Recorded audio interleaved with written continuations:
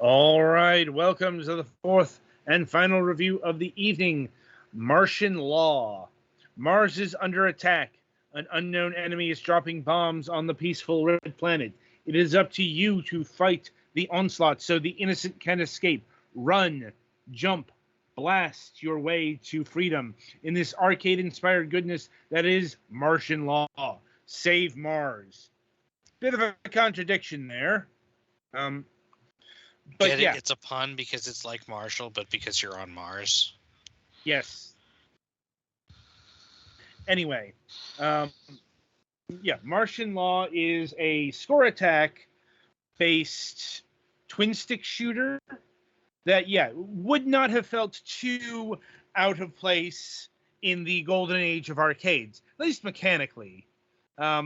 Obviously, graphically, this would have been well beyond what anything was capable in, say, 1983.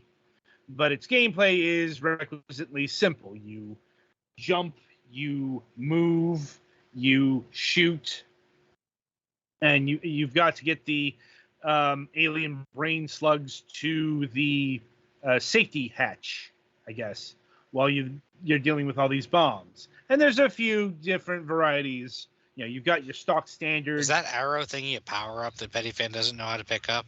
Yes, he needs to hit the Y button. Like, that would have been nice to have explained.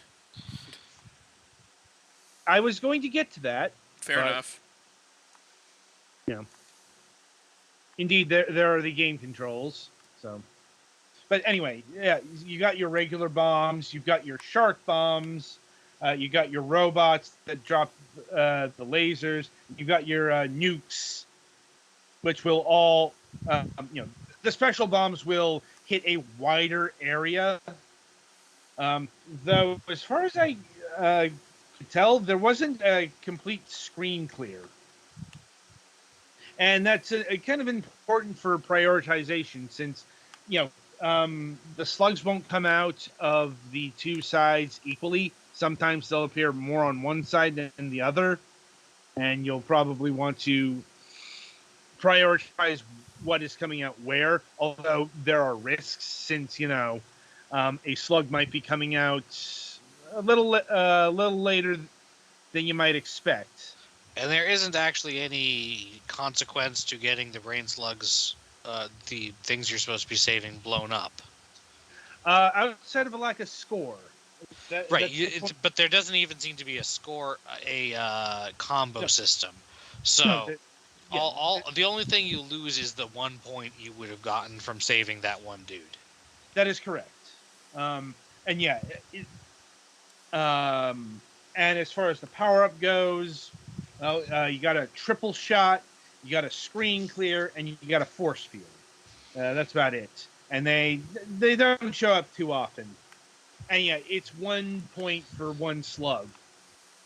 Like I said, this would have been on the simpler end of your golden age score attack game,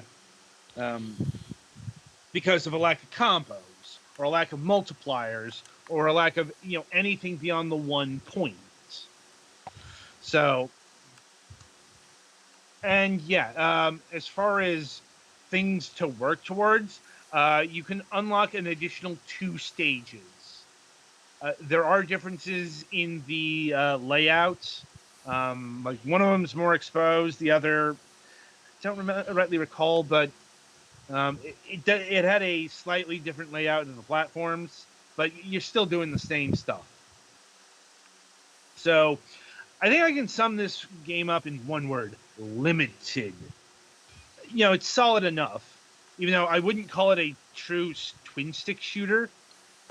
Mainly, twin stick generally implies an analog-ish level of control, right? Of where you're shooting, whereas this is you have 5 directionals. Yes, maybe 7 if you're on an elevated platform. There's no reason to shoot diagonal down, though. I was just thinking you could maybe if something had gotten past you. I mean, it's possible. But I never bothered with a bomb that went down that far. Yeah, it probably wouldn't be worth it, but it's possible that it could exist. Was all. I don't know for sure. Yeah, it could even be 8-way with the jumping, and you could shoot directly down. But you're mainly going to be aiming in 5 direction and probably using one of the triggers for the purposes of shooting. Yeah. And as far as the music, not only is it distinct, but I can tell you it's royalty-free stuff because this is the second time this has happened in the course of our reviewing games. But it's like I recognize this track from a YouTube show. It's like the music that's playing is the theme music to the Game Overthinker. Like, which means it's okay. It's a royalty-free job that Movie Bob picked at one point. Which fair. It's still weird when I'm like, okay, I'm expecting a very long rant in a Boston accent after while the music's playing. So,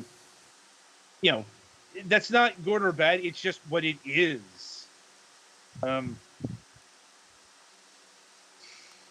And let me see. So pricing. This game clocks in at $2. Yeah, sure. I'm like, it's barely worth $2, I'd say. Even among the score attack game, I find this game to be too limited to have much staying power. Because score attack games usually have some sort of system that you have to learn and get good at before you can start really attacking them scores, such as the aforementioned a combo system or this doesn't really have it. The most I could say is shoot all the bombs to make sure that the slugs go into the safety hatch, because that's how you get points. You don't get. There's no stacking. There's no nothing here.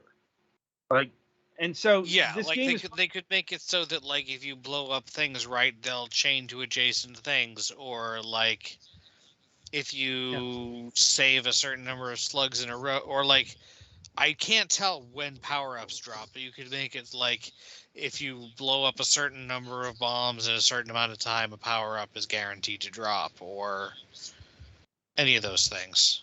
Yeah, there are things that could be done. There have been things that have been done to these kinds of games for decades. But yeah, and there are leaderboards, but once again, the tips and tricks really come down to don't let the alien slugs die. That's it. Try to blow up all the enemies and not get your allies blown up. Yeah, that's it. So yeah, not much else to say here. So I'd say it's a bit under par for its particular genre, just because it has no ante to up outside of a few unlockable stages, and even that's not hard to get. It's just getting up to 500 kills is a bit tedious. 500? That's to unlock the second. Sorry, 500 slug save to unlock the third stage. You unlock the fourth. Then Petty had one that was 100, one that was 240 or 250. Oh, I didn't see that one. Yeah, it's 250 then 500. Okay. The point is, it's not going to take you that long to unlock, and even when you do unlock it, there's not much that changes. That's another thing. You have multiple boards, but you didn't change the location of the access port, for example. So yeah, anyway, that's about it on Martian Law, and indeed that'll about do it for this installment of the Fragments Silicon reviews. The week ahead, Going to be a light week, looks like. Okay, so on Wednesday, July 20th, we will be having our Let's Play Heaven's Vault session, part 10. Yes, it's a case of the guest having to cancel out because of busyness reasons. We are trying again in September for this. On Friday, July 22nd, maybe we will be having Ben and Archer from TA Publishing, but I'm not betting for it since they flat out ghosted us on Friday almost. Ben did offer an apology, and he said he was talking to Archer. That was the last I heard on Friday. I'll ping him again on Monday. If I don't hear anything on Tuesday, this is dead. Because I'm not waking up again to have half my fucking Friday wasted because some guests weren't feeling communicative. So, and we do have a new installment of Moonhawk Studios Presents happening this Wednesday. We do at last have a guest. I know it's been a fair few weeks since that occurred, but getting guests to the shows is always a job in and to itself. I can say that after, goddamn, I don't know, it's been 11 years wrangling guests. And I will. It's gotten a bit easier in some capacities, but it's always a, until the guest is there, there's always the chance that they might not be there. But anyway, so until Wednesday, I shall wish you good gaming.